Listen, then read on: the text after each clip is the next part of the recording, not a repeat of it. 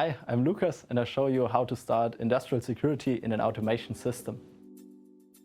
So in an automation system we need cybersecurity, but without knowing the risks and where they are, we could get the impression that there are risks everywhere and we cannot protect ourselves against them.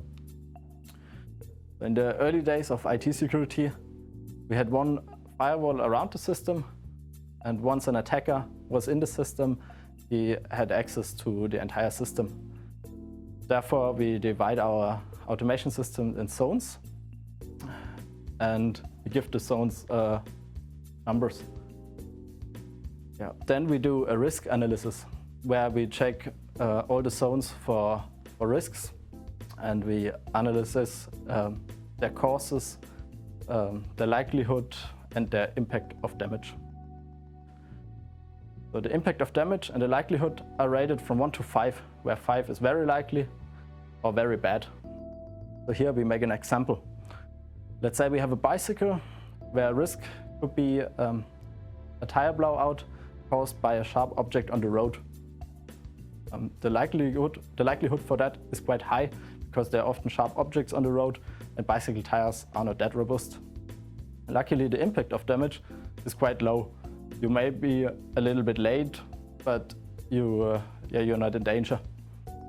Let's do the example for a motorcycle. Here the likelihood is quite slow because motorcycle tires are very robust, but the impact of damage is much more high because a tire blowout on a motorcycle could be fatal because of the much higher speed. So now we go through all the zones and check for risks, write them down and write down their causes, their likelihood and their impact of damage. So for our example, that looks like that, where zone number 1 is the bicycle and zone 2 is the motorcycle. So now we create a risk matrix where the impact of damage and the likelihood generate a risk level from low to high. So now we write down all the risks we found in our risk analysis in the risk matrix. For our example, it looks like that.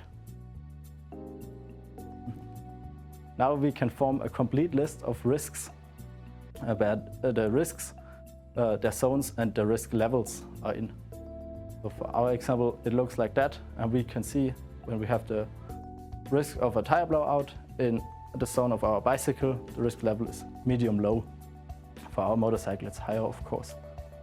So this gives us a quite good overview about the risks and where they are, and hopefully we can protect our automation systems now in a meaningful way.